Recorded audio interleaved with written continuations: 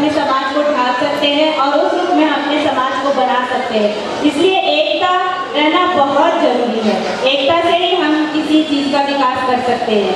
इसी संदर्भ में मैं आदरणीय श्रीमती मृदुला सिन्हा जी से विनम्र निवेदन करती हूँ कि अपनी मधुर वचन से इस समाज के लिए कुछ संदेश दें और समाज का मार्गदर्शक बने। जोरदार तालियों के साथ इनका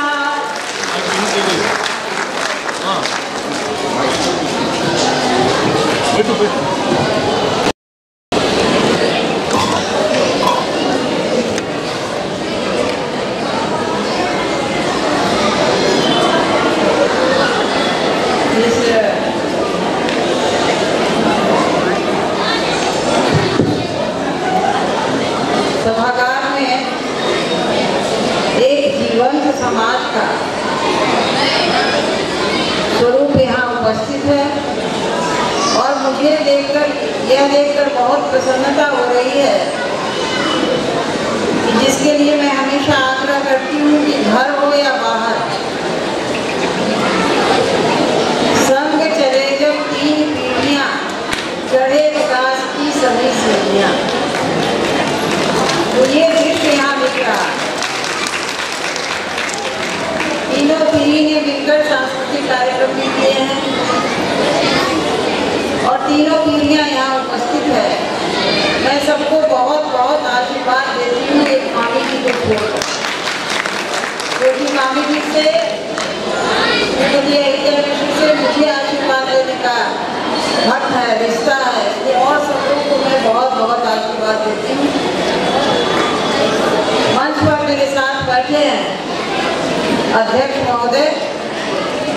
मैं समझ सकती हूँ कि आप सबके प्रिय अध्यक्ष हैं और इनकी कोशिश है कि ये समाज को हम जीवंत करके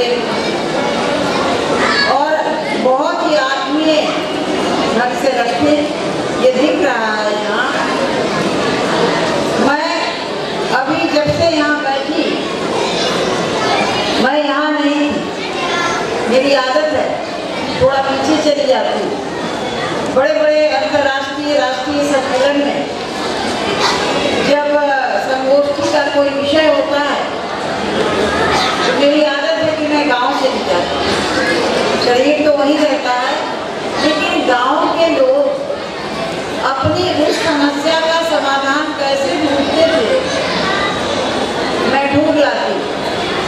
और आपको जानकर आश्चर्य होगा कि जब महिला की समस्याओं पर यूएनओ में बातचीत हो रही थी और बहुत साल पहले मैं वहाँ डेलीगेशन के रूप में भेजी गई थी, वो इशू पे जब चर्चा हो रही थी तो मैं गांव गई मतलब गाँव में गई और वहाँ के गीतों को स्मरण किया और गीतों के स्मरण से कई बातें मन में आई और मन में जो बातें उभर के आई उसमें ये था कि जब गांव की किसी महिला के ऊपर कोई अत्याचार होता है तो गांव के लोग कैसे सक्रिय हो जाते हैं, क्योंकि गांव के लोग, मैं हमेशा कहती हूँ कि गांव के लोग पुरुषों के सिर पर जो पगड़ी होती है वो पगड़ी वो इज्जत है और वो इज्जत की पगड़ी है, इसलिए वो इज्जत स्त्री जो है उनके सिर पर विराजमान हो। उनकी इज्जत महिलाएं भी हैं, उनके सिर पर पगड़ी जो है इज्जत का प्रतीक है। तो किसी भी गांव में किसी भी जाति का, किसी विशेष जाति के किसी महिला के साथ या पुरुष के साथ भी कोई अत्याचार हो तो जाति इकट्ठा हो जाती है। मैं मानती हूँ कि जाति की बातें करना फजूल नहीं है। मैं ये मानती हूँ कि जिसके मन में आज सांस्कृतिक कार्यक्रम में आपने गौरव भाव दिखाया है बच्चों में, क्योंकि आज 26 जनवरी गणतंत्र दिवस की मैं आपको बहुत बहुत बधाई देती हूँ। और आज आपकी संस्था 21 वर्ष की हुई, 21वां मनाया आपने, तो 21 वर्ष की अवस्था में ही वोटिंग राइट। तो मैं बैठे बैठे सोच रही थी संस्था इतनी मैच्योर हो गई, जो वोटिंग राइट जिसको मिल जाता है हम समझते हैं मैच्योरिटी आ गई, सोच समझ कर वोट देगा। सोच समझ के यहाँ जो लोग बैठे हैं अपने जाति के कल्याण के लिए, समूह में बैठने के लिए, समूह में सोचने के लिए सब लोग तैयार होते हैं। लेकिन मैं आपको कह रही थी 1980 में चली गई, तो कैसे 1980 में अखिल भारतीय ब्रह्मर्षि समाज बना था दिल्ली में, और उस अखिल भारतीय ब्रह्मर्षि समाज में मैं थोड़ा एक्टिव हो गई थी। दिल्ली जाते ही 77 में गई थी कई सामाजिक कार्यों में, तो मुझे कल्चरल मंत्री बनाया गया। जब प्रस्ताव आया मन से तो मैंने हाथ हिलाया कि नहीं मैं नहीं बनूंगी। तो एक व्यक्ति गोरे चिट्टे वहाँ बैठे हुए थे और उन्होंने आश्वस्त किया, मुझे कहा कि आप बन गए। मुझे समझ में नहीं आया वो व्यक्ति कौन है, लेकिन वो व्यक्ति कुछ वर्षों के बाद, 9-10 वर्षों के बाद मेरे समधी बने। तो मैं उनको हमेशा कहती थी कि मैंने आपकी बेटी को देखा नहीं, लेकिन आपको देख के मुझे लगा जब बेटी आपकी ऐसी होगी, मैंने हामी भर दी थी। तो 2-3 बातें जब हमारी मीटिंग होती थी और हम आपने 26 जनवरी रखा और उस समय की मीटिंग जब होती थी तो तिला संक्रांति के दिन होती, दिन में होती थी, धूप में बैठते थे, नेहरू पार्क में ज़्यादातर बैठते थे, और 1-2-3 बातें मैंने उसमें सम्मिलित किया था। वो जमाना था तब, आज से 40 साल पहले, और वो कहा था अपना अपना परिचय देते समय जो लोग बैठे हैं उनके घर में यदि लड़का ब्याहने योग्य है तो ये पंचायत है, इसमें अपने लड़का का क्वालिफिकेशन बताइए और कैसी लड़की चाहिए ये भी बताइए। और दूसरी ओर जो लड़की वाले हैं, जो जिनके घर में लड़की ब्याहने योग्य है, वो भी अपना परिचय दें और उनको किस तरह का घर वर चाहिए उसका परिचय दें। तो और परिवार का परिचय दें, व्यक्ति का परिचय नहीं, पूरा परिवार, बच्चा भी है, पत्नी भी है, सब लोग खड़े होते थे। ऐसे बहुत सारी चीजें मैंने उसमें इंट्रोड्यूस करवाया था जिससे समाज को लाभ हो। और मेरे बेटे की शादी इसी कारण हुई कि उन्होंने बड़ा गोरा चिट्टा सुंदर सा व्यक्तित्व ने मुझे कहा था मान जाइए। तो मुझे लगा कि ये समझी होने लायक। तो और मैंने कुछ छानबीन नहीं की थी।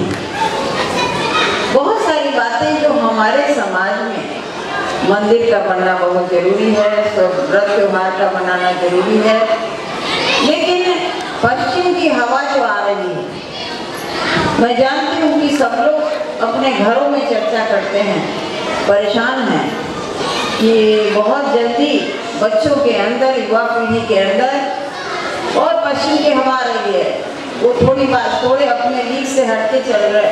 मैं युवा पीढ़ी को कभी दोषी नहीं मानती।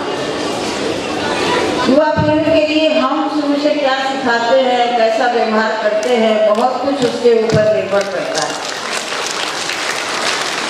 और दिल्ली में रहकर भी मैं 3 बेटों की माँ थी, बेटी बाद में हुई, लेकिन बेटा भी कहाँ जा रहा है, कैसे लोगों से दोस्ती कर रहा है, वो जिस तरह हमारे यहाँ बेटी के लिए लोग चिंता करते थे। मैं हमेशा, एक बार मेरे बेटे ने कह भी दिया था कि मैं बेटी नहीं हूँ, बेटा हूँ, सब जगह पूछती रहती हैं। मैंने कहा बेटे की चिंता ज़्यादा हो गई।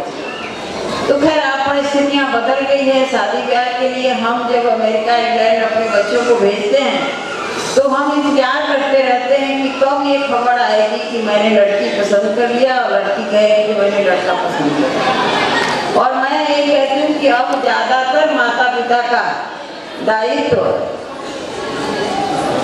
उसके साथ उनका बेटी की शादी करके खुशियाँ मनाना। तो ये भी कोई बुरी बात नहीं है, लेकिन मुझे ऐसा लगता है कि जिन बातों के लिए हम सोचते हैं कि हमारे बच्चों में कमी आ रही है, उसके ऊपर चिंतन मनन भी आपके समाज में छोटी छोटी गोष्ठियों में ये सारी बातें होनी चाहिए। और निकल के एक विषय आना चाहिए कि हम किस तरह से इन पर नियंत्रण करने की बात नहीं कहेंगे, हम कैसा संस्कार डालें, कैसे सिखाएं। ये माता पिता और आपको सुन के आश्चर्य होगा। और मैं जानती हूँ कि सबों का लिंक अभी अमेरिका से भी है, मालूम होगा।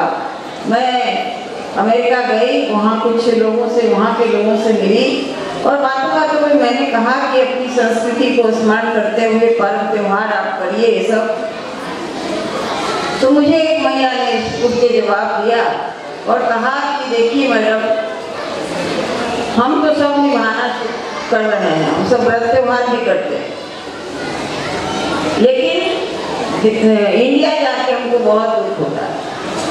इंडिया में लोग बहुत बदल। मैं ये बात आपके जाति के लोगों के लिए को इसलिए कह रही हूँ कि आप ऐसी जाति रहे हैं कि हमेशा समाज में परिवर्तन लाने का काम करते हैं।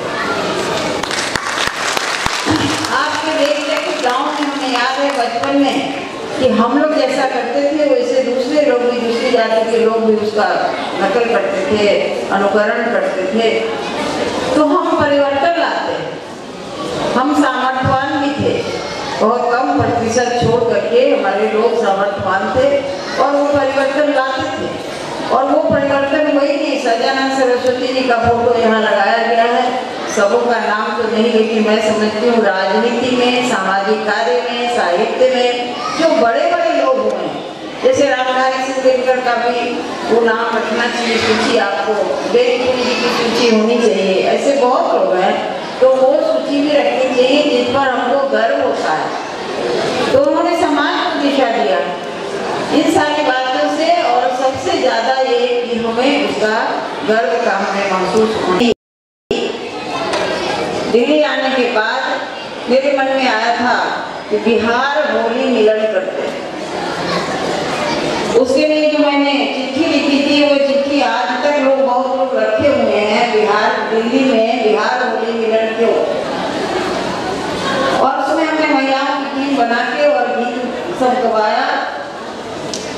और संयोग से ऐसा मैंने किया नहीं था कि सब अचानक की पुलिस आई थी और हमने अपनी डायरी खोली और लिस्ट बनाया किसको किसको बुलाएंगे। जगजीवन राम को भी बुलाया था, आए थे, बहुत लोगों को बुलाया, लेकिन मेरे पतिदेव मिनिस्टर रह चुके थे, मिनिस्ट्री खत्म हो गई थी। तो उसने कमेंट किया, वो बनारस महाराज के दामाद मेरे हस्बैंड के प्राइवेट सेक्रेटरी थे। तो उन्होंने जब सूची देखी तो उन्होंने कहा कि ये भूमिहार होली में, ये बिहार होली मिलन हो रहा है कि भूमिहार होली मिलन। मैंने कहा क्या? मेरे मन में तो, मैं तो बालिका विद्यालय की लखीसराय की पढ़ी हुई थी, चमार, प्रसाद, तेरी, सूरी, सब जात की लड़कियां मेरी दोस्त आज भी है, उस समय भी थी। मैंने कहा मैंने ऐसा नहीं किया। फिर मैं सोच में पड़ गई, मुझे भूमिहार होने का फख्र है, इस परिवार से मैं हूँ, मुझे इसका बहुत नाज है, लेकिन ऐसा मैंने कैसे किया कि वे बिहार होली मिलन को भूमिहार होली मिलन बना दिया। फिर मैं सोचने लगी, मेरी सूची में इतने दिल्ली के भूमिहारों का ही नाम क्यों आया? तब मैं इस निष्कर्ष पर पहुंची कि उसमें मेरा दोष नहीं था, अन्ना मेरी बड़प्पन। उसमें जो लोग ये जान करके कि उस 16 अशोक रोड की कोठी में एक भूमिहार मिनिस्टर रहता है, तो दिल्ली में रहने वाले भूमिहार फैमिली, चाहे वो इंडस्ट्रियलिस्ट था, चाहे वो कहीं किसी भी क्षेत्र में था, डॉक्टर थे, सब लोग सब एक एक करके हमसे मिलने आ गए। अब हम उनसे स्नेह से मिलते रहे, उनका नाम, उनका पता हम जोड़ते गए। फिर मैं ये विचार करने लगी कि जहाँ भी लोगों को एक बहुत बड़ी कमजोरी है, इसको कमजोरी कहते हैं लोग, कि अपने जात का मिल गया, ट्रेन में जा रहे हैं, प्लेन में जा रहे हैं, अच्छा आप राय हैं, उत्तर प्रदेश के हैं, आप वो बिहार हैं, और फिर घनिष्ठता बढ़ जाती है। यदि ट्रेन में वो व्यक्ति सवार हुआ और हम थोड़ा और पसर कर बैठ गए कि उसको जगह नहीं मिले, यदि बातों बातों में मालूम हो गया कि गाजीपुर का कोई राय है और हम बिहार के कोई सिन्हा हैं, तो हम थोड़े थोड़े जगह उसके लिए छोड़ देते हैं। ये क्या है? मैं बड़ा विज्ञान की छात्रा रही, ये कौन सा भाव है? एक ऐसा अपनापन, उससे परिचय नहीं, उसके वंश से परिचय, लेकिन ये जो भाव है इसके स्रोत को हम सोखने नहीं देना चाहते, क्योंकि हमारे बच्चे में यदि अपनी जाति के प्रति गौरव भाव होगा तो उसको देश के प्रति गौरव भाव, उसको राष्ट्र के प्रति गौरव भाव, क्योंकि गौरव भाव का भी तो बहुत ज्यादा विस्तार होता है। कहीं घर में या गांव में तो अपने फलाने बाबा के हम वंशज। मेरा बेटा अमेरिका गया, वहां उसको डिग्री मिली, PhD की, बहुत साल पहले की बात है, लेकिन वो अपनी दादी से उनके गोद में बैठकर 7 पीढ़ी के बाबाओं का नाम लिखवा लिया। उसको पता नहीं ये सब कैसे इंटरेस्ट हुआ। 7 पीढ़ी के बाबा का नाम लिखवाया, PhD की डिग्री जिससे मिली, आपको आश्चर्य होगा, मुझे अभी भी रोमांच होता है कि वो जो 7वीं पीढ़ी में बाबा बैठे हैं उनके नाम से शुरू किया और उसने कहा फलाने सिंह के बाबू, फलाने सिंह के बेटा फलाने सिंह, उनके बेटा फलाने सिंह, उनके बेटा फलाने सिंह, उनका नाम लेते हुए अंत में बोला कि उनके बाबू सुखदेव सिंह के बेटा डॉक्टर रामकृपाल सिंह और डॉक्टर प्रवीण सिन्हा बन गया। मतलब इतने 7 पीढ़ियों का, जैसे हमारे यहाँ जनेऊ के संस्कार में 7 पीढ़ी को निमंत्रण दिया जाता है, सभी बाबा को कहा जाता है आइए। ये क्या है? ये कितना बड़ा इतिहास है। ये किस तरह जाति का संग्रह करने के लिए हर जाति में, और उन बाबा को बुलाया जाता है कि आप आइए और यहाँ बैठिए।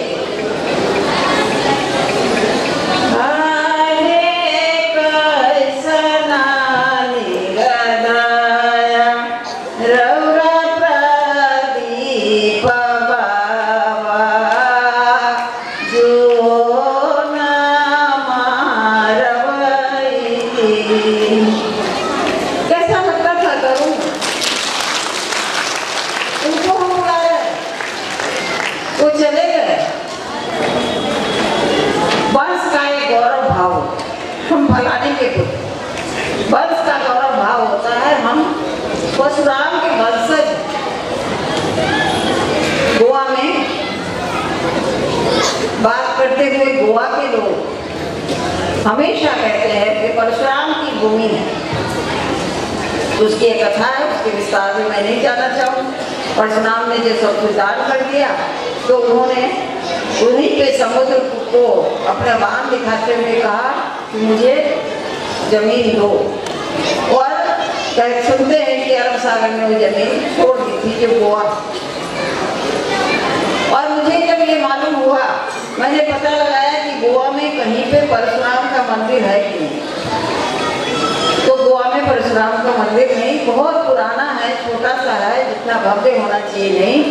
गोवा में परशुराम का मंदिर बने। मैंने मुख्यमंत्री से कहा और उनसे कहा कि जब आप गोवा को परशुराम की भूमि कहते हो तो यहाँ पे एक बड़ा मंदिर बनाओ।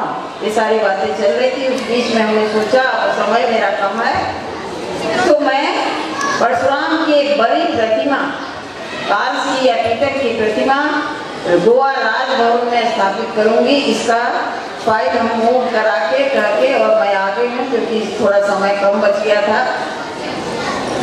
तो ये वहाँ गोवा के परिसर में आपको आश्चर्य होगा कि चर्च है गोवा राजभवन में, मंदिर नहीं। मुसलमान भी हैं, क्रिश्चियन भी हैं, सभी स्टाफ में हैं, लेकिन हिंदू की संख्या ज्यादा है। तो छोटा सा भी कहीं पर शिवलिंग या कोई मूर्ति नहीं थी। और वो मैंने चलते चलते गणेश जी का भव्य मंदिर वहाँ अंदर बनवाया और सब लोग दंग रह गए। चीफ मिनिस्टर दंग रह गए, जो वहाँ के प्रतिष्ठित लोग हैं। स्थापना दिवस पे जब मैं बुलाई उन लोगों को तो उन्होंने कहा कि हम लोगों को बताया भी नहीं, पैसा कहाँ से आया, पैसा किसी से मांगा नहीं। वो तो विस्तार में नहीं चाहूंगी, लेकिन क्योंकि पैसा सबसे पहले मैं और मेरे पति ने डोनेशन देना शुरू किया। क्रिश्चियन जो स्टाफ है उसने दिया, मुसलमान जो स्टाफ है उसने दिया, और हिंदुओं ने तो दिया ही दिया। और इतने खुश, इतने प्रसन्न हो गए सब कि हमारे तो प्रपंचन में नाम सब दिन जो नाम खुद गया सिन्हा का कभी नहीं, मैंने उस कार्य के लिए नहीं किया था। और जो हर मंगलवार को वहाँ पे मेरे रहते हुए मैं भी चली जाती थी, सारा स्टाफ जो भजन कीर्तन और गणेश की पूजा करते हैं, मंदिर वहाँ स्थापना करा दिया, वहाँ इतने पैसे की व्यवस्था करा दी जो पुजारी को मिलता रहेगा सबके लिए, सब देखे, मांगा नहीं किसी से, थोड़ा बहुत मिला, बाहर के लोगों से नहीं लिया। तो ऐसा नहीं कि हम क्रिश्चियन जो चर्च है उस चर्च में 3 बार 4 बार मास होता है, बड़ा बड़ा मास, और उस मास में राजभवन से केक और कॉफी मिलता है। मैं भी मास में जाती हूँ, लेकिन हिंदुओं के लिए एक मंदिर होना बहुत जरूरी था, इसलिए उस जगह जो जरूरत थी वो किया। और परशुराम मैं जा रहे हैं कल गोवा जाके फिर देखूंगा वो फाइल कहाँ है। हालांकि मेरे पति कहते हैं भूल जाइए गोवा को। कैसे बोलूँगी गोवा को, क्यों भूलूँ गोवा को, तो भारत का एक अंग है।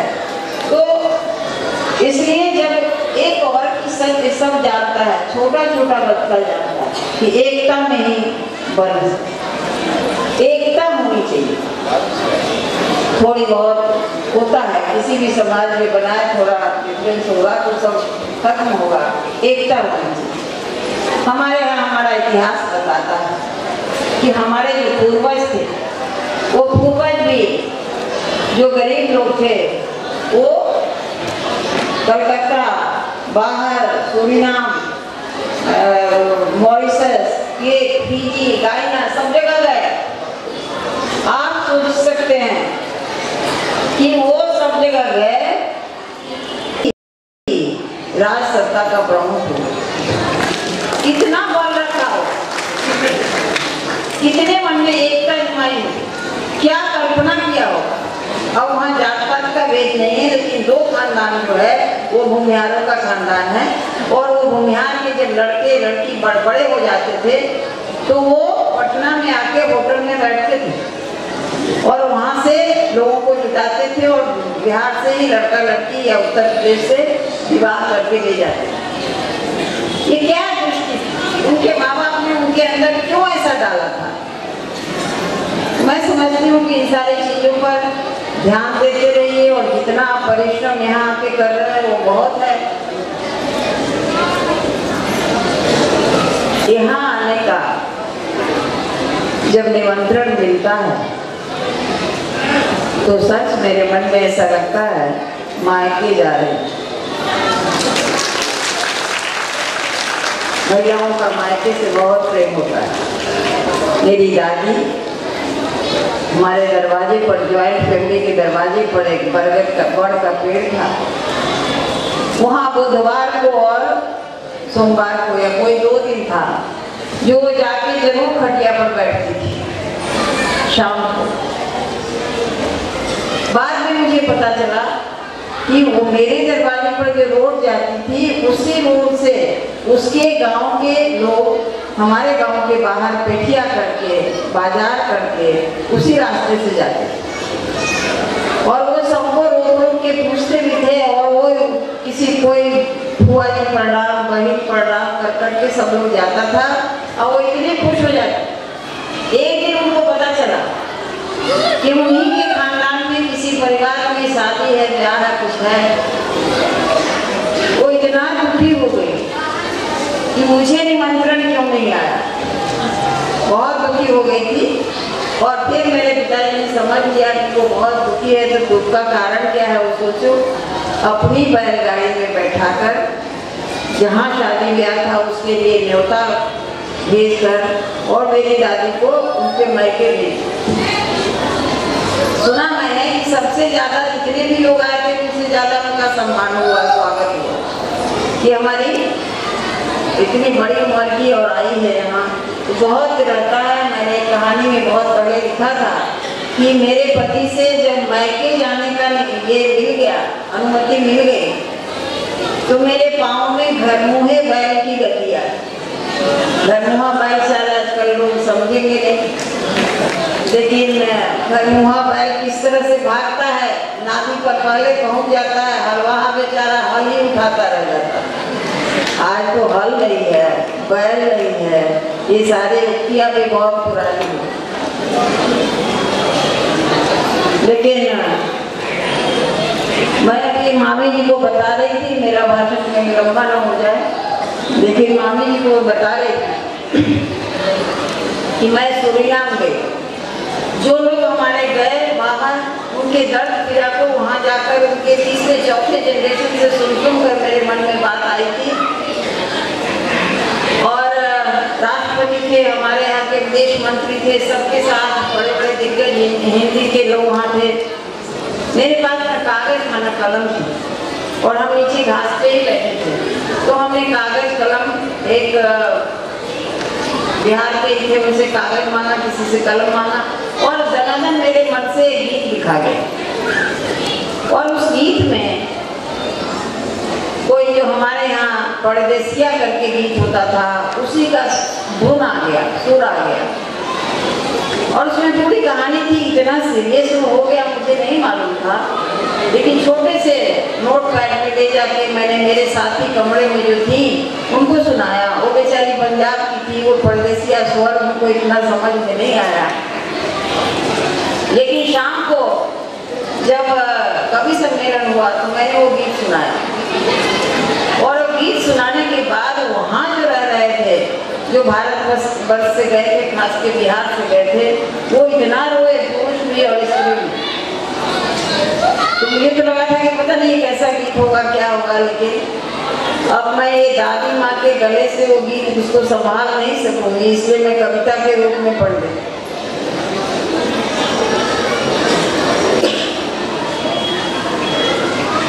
अब मेरी देवरानी कह रही है कि एक लाइन, वो सब रिकॉर्ड कर रही है इसलिए। अपने चलना पिया देसा सूरीनाम हो, देसा सूरीनाम हो, हमारा के कहाँ छोड़ ले जाने परदेसिया।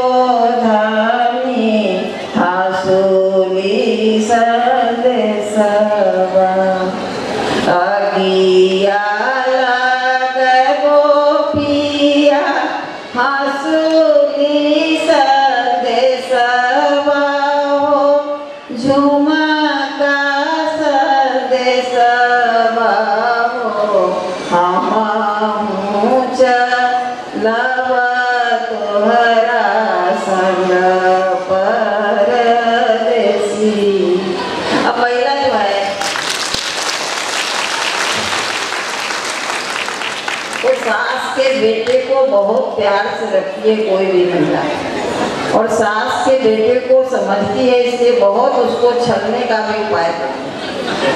सास के बेटे से हमेशा झूठ ही बोलना पड़ता है उसको मनाने के लिए। तो झूठ तो नहीं कहती है वो महिला, वो ठीक कहती है।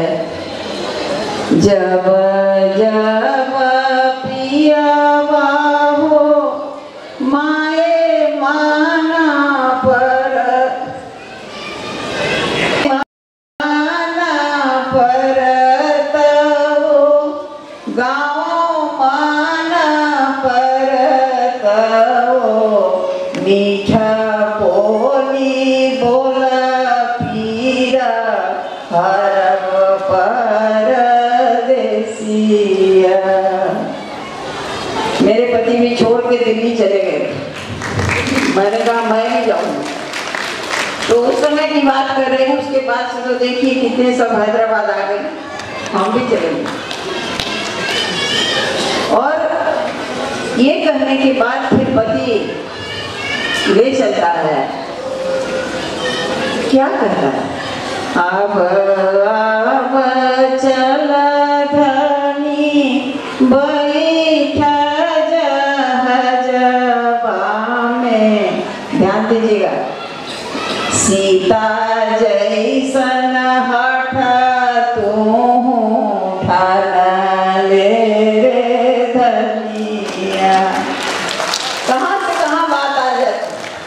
हम अपने इतिहास को यदि संजोए हुए हैं, सीता जैसन हठ ले रे धनिया, धिया चली पुता चली चली सूरी नमा हो, उहाई बसाए अपन गाँव मोरी धनी।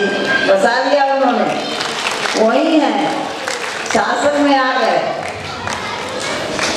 और क्या कहते, झाल ले ला ढोल ले, जो हमारे यहाँ का है वाद्य यंत्र, झाल ले ला ढोल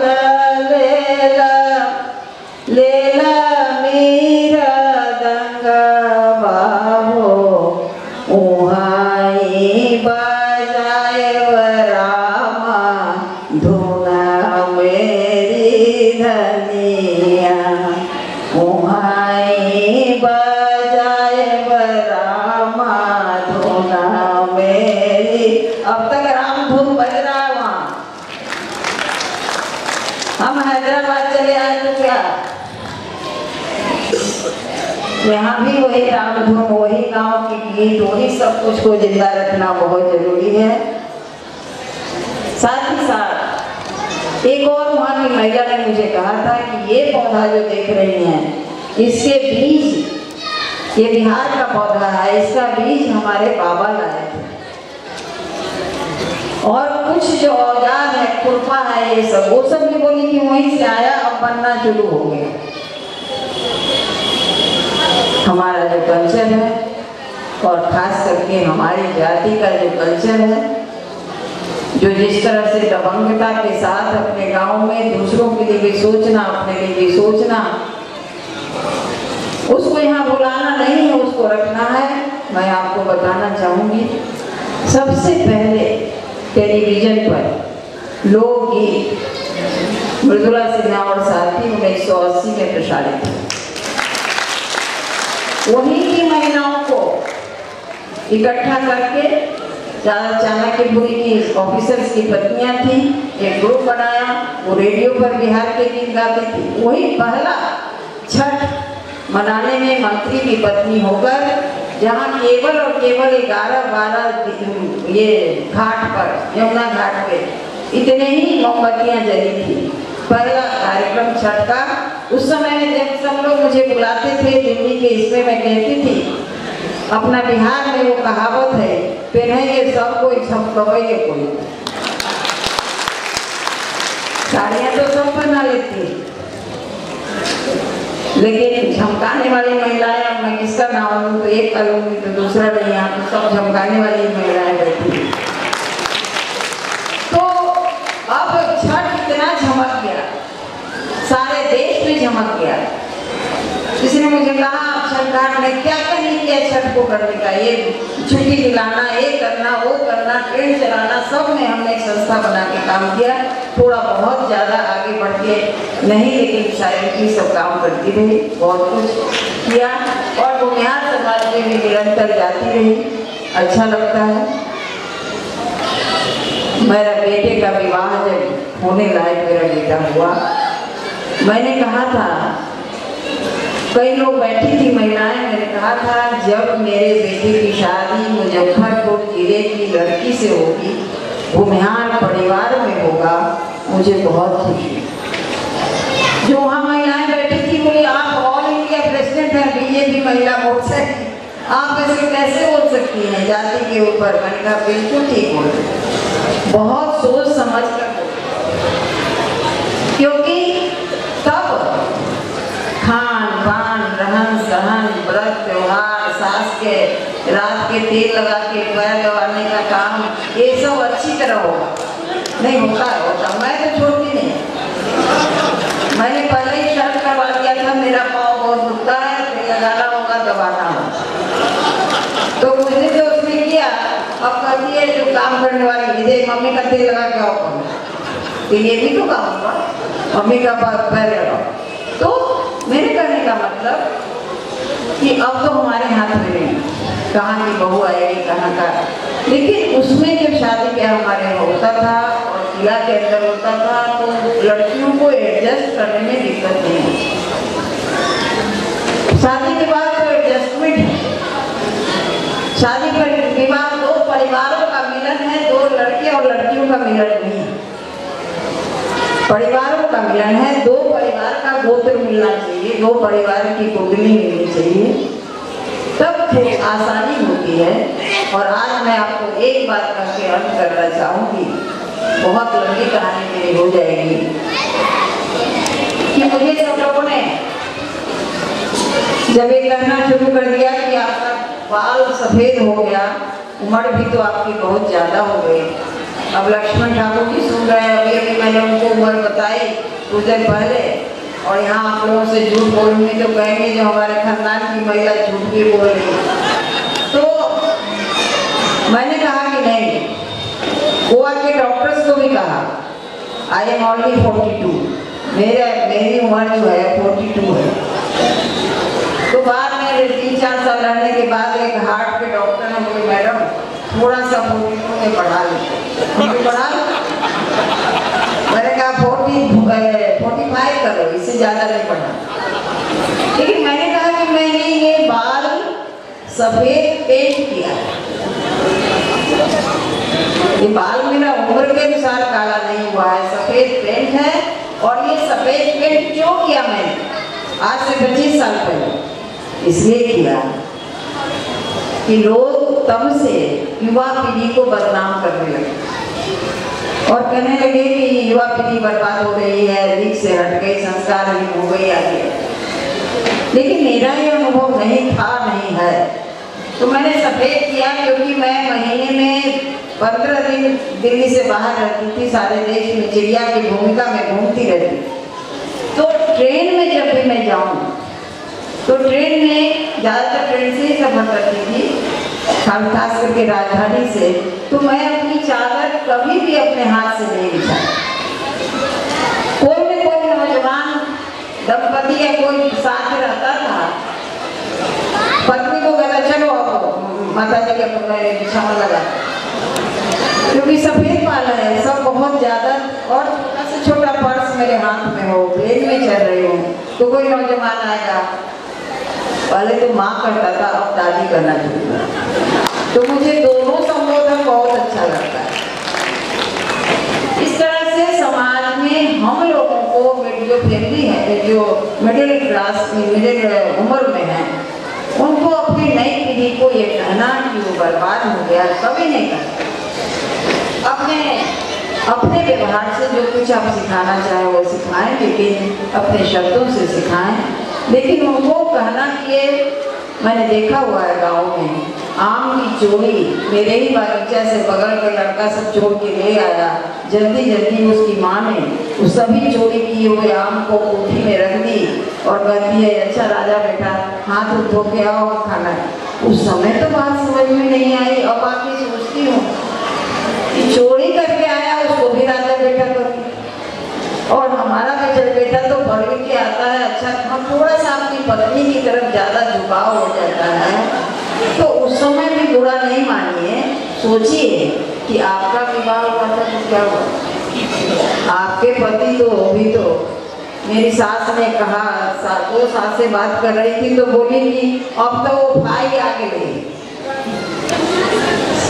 59 में मेरी शादी हुई और मैंने सुना कि अब तक घर में वो भाई आ गई, वो भाई आ गई मतलब वाइफ आ गई, अब वो भाई आ गई है तो अब तो उगरे सुनते, अब मतारी की बात कला सुन। अब उफाई की बात सुनने दीजिए। अब गांव में भी महिला उफाई नहीं बोलती, वो अफवाई नहीं बोलती। समझिए, घर को चलाना, बच्चों को साथ लेके चलना, पोता पोती आपका लाठी बन के आपके साथ, कितना सुखद है। पहले परिवार में कोई भी शिक्षा, मैं हमेशा कहती हूँ हिंदी के विकास के लिए पहले घर में हिंदी बोलो, भोजपुरी के विकास के लिए पहले परिवार की भाषा भोजपुरी हो। मैथिली बोलने वाले ज़्यादातर लोग बाहर जाते हैं, अब तो भोजपुरी बोलने वाले भी घर में अपने मैथिली बोल, बहुत अच्छी बात है। तो इस तरह से भाषा हो, संस्कृति हो, खान पान हो, अपनी चीज़ों को आगे बढ़ाने के लिए स्वयं करना चाहिए। बाल बच्चा सीखते ही रहेंगे और इस तरह से आप 3 पीढ़ियों से बैठते रहिए। मेरी कथा तो अनंता है, मैं कहिएगा तो बोलती रह जाऊंगी। आजकल मेरा बेटा कहता है कि आप एक काम करिए, सीरियसली कहता है, मजाक नहीं, एक रथ बनवा लीजिए, आप उस पर बैठ जाइए और सीता की कथा, और कुछ नहीं, सीता कहते रहिए। तो क्योंकि मैंने सीता पुनी बोली, सीता की आत्मकथा लिखी। कैसी त्यागी हैं, अब त्यागी के नाते उनको हमसे जरा ज़्यादा ही रहता है लगाओ। तो एक दिन उन्होंने पार्लियामेंट की गैलरी में पूछ दिया, सीता की आत्मकथा आप कैसे लिख सकती है? आत्मकथा तो आत्मकथा होती है। मैं सुनती रही, उनको देख के मैंने कहा, एक फौज के साथ कहा, मैं सीता हूँ, इसलिए मैंने सीता की आत्मकथा लिखी। वो दंग रह गए, वो देखते रह गए मुझे, ऐसी उनकी दृष्टि थी। सच है, हर औरत में सीता का अंश है, हर पुरुष में राम का अंश है, हर पुरुष में, मैं कहती हूँ मुझे नाम से, पुरुष तो बौराहा है सिंह की तरह। तो बहुत लोग देखता रहता है एक दूसरे का मुँह जाएगा, हम लोग बैठे हुए हैं, हमको बौराहा कर, तो वो बौराहा थे सिंह, तो पुरुष ज़्यादा बौराहा ही है। लेकिन राम सीता का वो आदर्श जीवन है, आदर्श जीवन तो शिव पार्वती का ही है। लेकिन महिलाओं को, हम लोग को थोड़ी सी शिकायत रहती है कि सीता पार्वती कहती रह गई, बेरी बेरी गौरा शिव के मनावत करू बिगहा दुखे, वो कहती रह गए।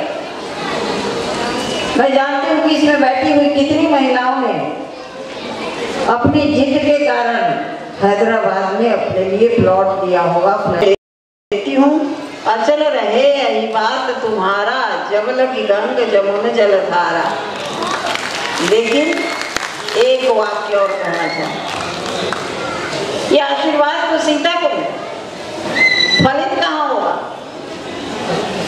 फलित कहाँ होगा? राम दीर्घायु होंगे तो सीता का अचल सुहाग। यही भारतीय संस्कृति, यही स्त्री और पुरुष, पति और पत्नी का संबंध। इस तरह का कंसेप्ट रख के चलिए। नए इसमें जो सब वुमेन लिव क्या नारा आया, हम लोगों ने उसे स्वीकार नहीं किया। हमको लिव नहीं चाहिए, हम पुरुष से मुक्ति नहीं चाहते। मैंने 1980 में कहा था, यही लिखा था लोगों ने, महिलाओं के बारे में मैंने बहुत दृष्टि दी है।